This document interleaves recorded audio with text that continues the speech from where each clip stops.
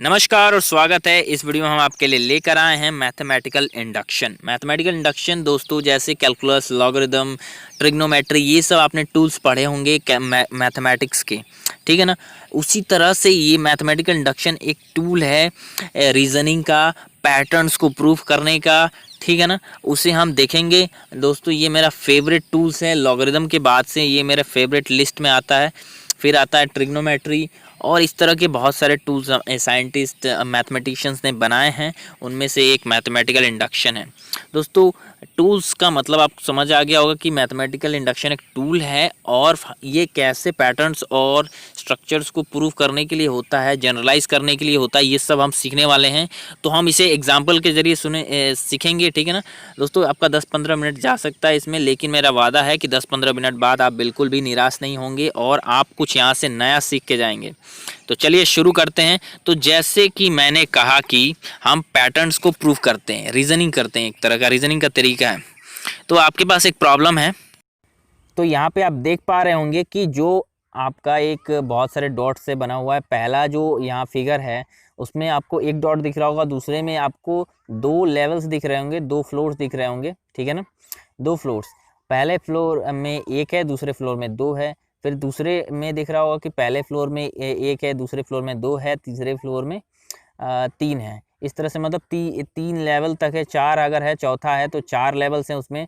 चौथे लेवल पे एक है, दो, तीन करके इस तरह से आप पैटर्न को देख पा रहे होंगे, ठीक है ना दोस्तों। तो ये जो नंबर्स हैं, ये एक और बात आपको बता दूं, इनको कहा जाता है ट्रायंगुलर नंबर्स, ठीक है ना। क्यों? क्योंकि ये ट्रायंगल बनाने के लिए इस्तेमाल हुए हैं। ट्रायंगल बनाते हैं अगर आइसोसेलिस हैं। आप देख पा रहे होंगे कि तीनों इक्विलेटरल ट्रायंगल्स हैं, ठीक है ना, मतलब सभी साइड्स बराबर हैं, ठीक है ना। 5-5-5 करके बना हुआ है। तो इनको, इन नंबर्स को, जैसे 1 और 1, 3, 6, 10, 15, 21, इन सभी को ट्रायंगुलर नंबर्स कहा जाता है, इस तरह से पैटर्न कंटिन्यू हो तो एक और चीज़ आप देख पा रहे होंगे इसमें कि ये जो पूरे नंबर्स हैं, तो उनमें जो T2, T3, T4 जो लिखा हुआ वो टोटल लिखा हुआ है, ठीक है ना। टोटल कितने इस ट्रायंगल में डॉट्स बने हुए हैं, ये एक पैटर्न आप देखिए अच्छे से और फिर समझिए कुछ के पैटर्न में हो क्या रहा है। अब जो प्रॉब्लम ये है हमारे पास, ये प्रॉब्लम ये है कि हमारे पास जो है कि ऐसे ही हमें जानना है कि कितने डॉट्स होंगे अगर लेवल 100 हो जाए, तो कितने डॉट्स होंगे अगर लेवल 1000 हो जाए। क्योंकि आप बना के तो काउंट नहीं कर पाएंगे, अगर बना के काउंट नहीं कर सकते तो अगर n जब बड़ा हो जाएगा तो बड़ा मुश्किल हो जाएगा, कितने डॉट्स लगेंगे वैसा बनाने में, ठीक है ना। तो ये प्रॉब्लम इक्विवेलेंट है, ये मतलब एकदम बराबर क्वेश्चन पूछने के बराबर है कि कितने होंगे, क्या होगा टोटल जब मैं 1 + 2 + 3 + 10 + 11 + डॉट डॉट डॉट इस तरह से करते जाऊं और 100 तक जोड़ूं, तो मुझे मिल जाएगा क्या, कितने ट्रायंगल्स हैं। तो हमारे पास कोई फॉर्मूला तो है नहीं। पहले तो बात यह है कि हमारे पास कोई फॉर्मूला नहीं है कि कैसे मैं इसको जानूं कि कितने ट्रायंगल हैं, कितने डॉट्स यूज़ हुए हैं किसी ट्रायंगल में, क्योंकि जनरल फॉर्मूला तो दिया नहीं गया, यहाँ डॉट बना के काउंट किया गया है। तो हम क्या करते हैं कि पहले पैटर्न देखते हैं। इसमें पहले इंडक्शन का सबसे पहला रूल ये है कि आपको पैटर्न ढूंढना होगा, ठीक है ना। अगर किसी स्टेटमेंट को इंडक्शन से प्रूव करना है तो आपको पहले पैटर्न देखना होगा और फिर उस पैटर्न को प्रूव करना होता है, ठीक है ना। तो पहले पैटर्न देखते हैं। तो देख पा रहे होंगे दोस्तों, जब n = 1 है तो हमारे पास कितना आया, एक आया, एक ही डॉट है। जब दो लेवल्स हैं अगर हम देख रहे हैं तो हमारे पास 6 आया, ठीक है ना। 6 को हम 2 × 3 लिख सकते हैं। अगर 4 लेवल्स हैं तो हमारे पास 10 आया। 10 के टोटल 10 डॉट्स यूज़ हुए हैं, और 10 को हम 2 × 5 भी लिख सकते हैं, ठीक है ना। इसी तरह से यहाँ पे T5, T6 सबको देख पा रहे होंगे आप। तो यहाँ पे जो है कि कोई पैटर्न, तो अभी आप गैस करने की कोशिश कीजिए क्या पैटर्न हो सकता है। लेकिन अभी हम देख रहे हैं कि टी से जब है कि T5 है, T21 है, इस तरह से सभी को देखें अगर हम, तो कुछ पैटर्न रिवील होते हुए दिख रहा है। आप देख पा रहे होंगे कि जब T = 4 है तो 5 आया है, n = 3 है जब, तो यहाँ पे 3 भी यूज़ हुआ है, t इक्वल टू 6 में 3 आ रहा है। मतलब आप देख पा रहे होंगे जो नंबर जितने लेवल्स हैं कम से कम वो नंबर्स तो हैं ही, या उससे एक बढ़कर एक नंबर आ रहा है। जैसे t6 है तो 7 इंटू 3 आया ना, t6 21 आया तो 27 क्रॉस 3। अब ये 7 6 से एक ही बड़ा है, ठीक है ना। और ये जो 3 है वो भी क्या है, 6 का डिवाइज़र है एक तरह से, ठीक है ना, 6 का डिवाइज़र है। तो कुछ इस तरह का पैटर्न पहले हमें ढूंढना पड़ता है। तो यहाँ पे हम एक देख पा रहे होंगे कि हम एक इस 3 क्रॉस 3 7 क्रॉस 3 को भी लिख सकते हैं 7 इंटू 6/2। अब 15 को लिख सकते हैं 5 इंटू 6/2, ठीक है ना। इसको लिख सकते हैं 4 वाले को, 10 जो जहाँ पे आया है 4 लेवल वाले में, उसको लिख सकते हैं 4/2 इंटू 5, ठीक है ना। ये हो गया। यहाँ पे मैं बनाने की कोशिश कर रहा हूँ क्या पैटर्न हो सकता है, ठीक है ना। अभी मैं पूरा श्योर नहीं हूँ क्या पैटर्न होगा, कुछ नहीं, लेकिन मैं खोजने की कोशिश कर रहा हूँ। 3 क्रॉस 4/2, ठीक है ना। यहाँ पे 3 क्रॉस 4/2 क्या हो जाएगा, 6 दे देगा हमारा। तो हम देख रहे हैं कि हमने एक फार्मूला बना लिया। क्या बना लिया कि हमने एक फार्मूला बना लिया, एक पैटर्न, जनरल रूल पैटर्न बना लिया, ठीक है ना। अब ये पैटर्न हमको दिख रहा है कि अगर हमारे पास 3 है तो 3 अगर t2 इक्वल टू 3 आ रहा है तो ये नंबर यहाँ पे अगर 3 है तो 3 इंटू 4/2 कर दो, अगर 5 है तो 5 इंटू 6/2 कर दो। मतलब कि अगर k है तो k इंटू k प्लस 1/2 कर दो, k प्लस 1/2 कर दो। मतलब कि आप देख पा रहे होंगे कि पैटर्न में दो नंबर्स को मल्टीप्लाई करके 2 से डिवाइड करना है। देख पा रहे होंगे आप यहाँ पे सभी नंबर्स को हमने क्या किया है, 1 है तो 1 इंटू 2/2, 2 है तो 2 इंटू 3/2, 3 है t3 इक्वल टू 6 लाने के लिए हमें क्या करना है, 3 इंटू 4/2, ठीक है ना। इस तरह से हमने सब में किया है, आप देख पा रहे होंगे, ठीक है ना। यहाँ पे t6 में हमने 6 प्लस 1 इंटू 6/2, यानी अगर k है, अगर k लेवल्स हैं उसमें, तो हमें क्या करना होगा, k इंटू k प्लस 1/2। हमने एक गेस किया कि ये काम करेगा हमेशा ही।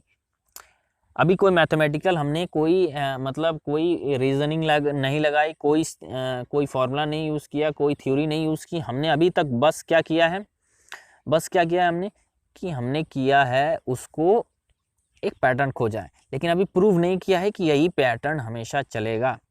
तो इस पैटर्न को हमें क्या करना है, प्रूफ कि क्या ये पैटर्न हमेशा काम करता है। क्योंकि ये हो सकता है कि बस 10, 15, 20, 25 तक ही काम करता हो, उसके आगे ये काम करता ही नहीं हो।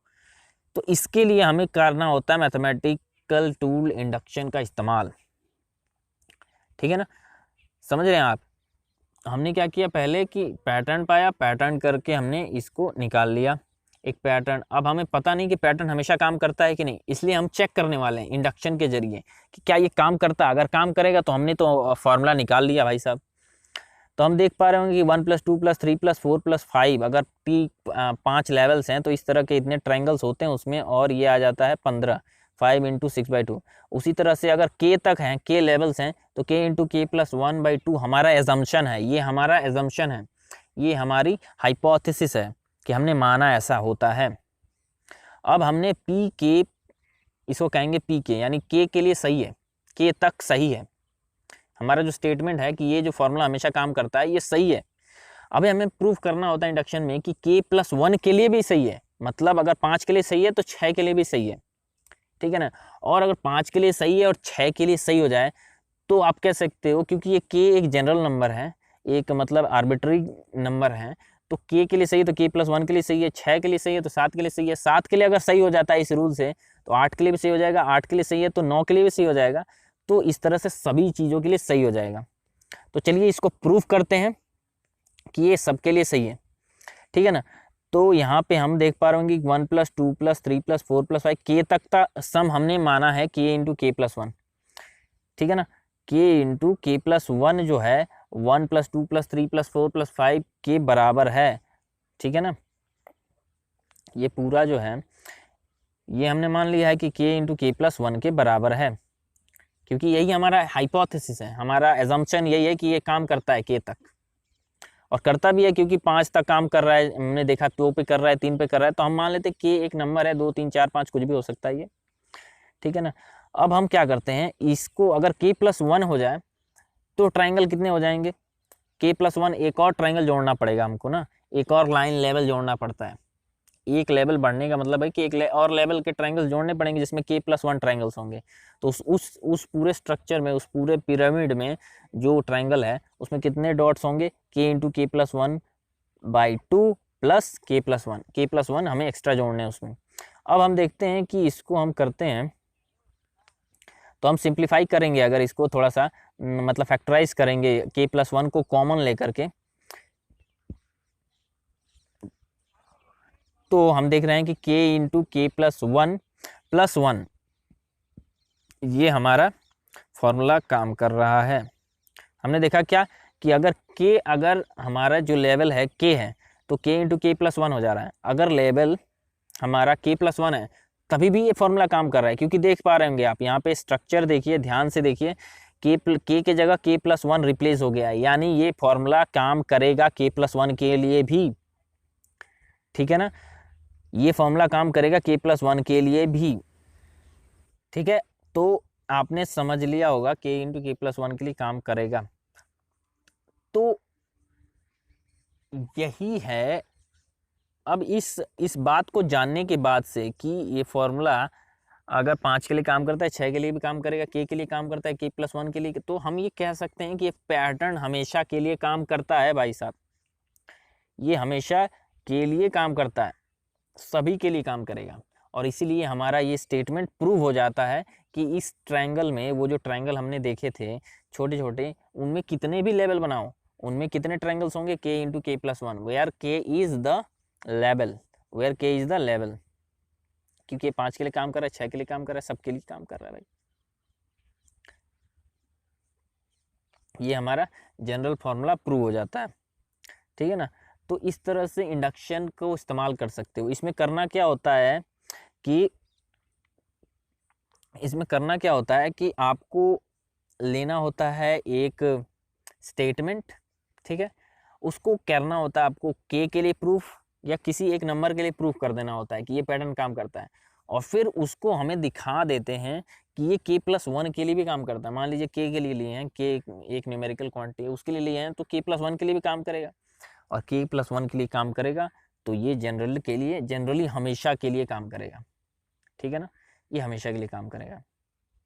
तो फिर से देख लेते हैं एक बार क्या करते हैं इंडक्शन में, ऑब्जर्व करते हैं, ठीक है, ऑब्जर्वेशन लेते हैं। हम ऑब्जर्वेशन देखे थे, आप अपने केस में देखे थे कि हमें मिल रहा था T1 1 × 2/2, T2 मिल रहा था 2 × 3/2, T3 मिल रहा था 3 × 4/2 हमें, और k के लिए हमने एजम्पशन बनाया क्या कि हमारा जो हो जाए k × k+1/2 होगा। हमारा ये एजम्पशन गलत भी आ सकता था दोस्तों, ये भी याद रखिएगा।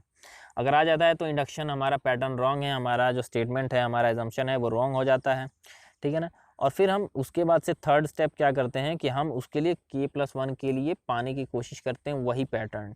अगर वही पैटर्न मिल जाता है k+1 के लिए भी, तो हम कह देते हैं कि हमारा जनरल जो स्टेटमेंट हमेशा के लिए ट्रू है, ऑलवेज ट्रू है, ठीक है ना।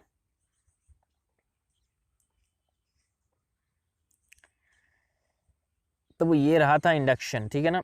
अब दोस्तों मैं चाहता हूँ कि आप भी एक दो, मैं इसमें और वीडियोस में बात करूँगा इंडक्शन के बारे में, जिनमें आपको पता चल जाएगा ये टूल इतना पावरफुल क्यों है, क्योंकि ये बहुत सारे इनइक्वालिटीज़ में, ज़्यादातर इक्वालिटीज़ में तो नहीं लेकिन इनइक्वालिटीज़ में बहुत ज़्यादा इस्तेमाल होता है, क्योंकि इनइक्वालिटीज़ कॉम्प्लिकेटेड होते हैं, बहुत ज़्यादा कॉम्प्लिकेटेड होते हैं, और उनमें कोई जनरल रूल नहीं है, हमारे पास कोई बहुत ज़्यादा सोफिस्टिकेटेड टूल्स नहीं होते हैं इनइक्वालिटी में, इसीलिए। तो दोस्तों आपको चाहूँगा कि मैं इक्वालिटी पे बेस्ड इंडक्शन प्रॉब्लम्स आप लोग के लिए होमवर्क देना चाहूँगा, तो आप लोग प्रूव करने की कोशिश कीजिएगा कि अगर हम नंबर्स को क्यूब करते जाएं, 1 + 2 + 3 + 1 क्यूब + 2 क्यूब + 3 क्यूब, तो आता है वो कितना के बराबर आता है, 1 + 2 + 3 +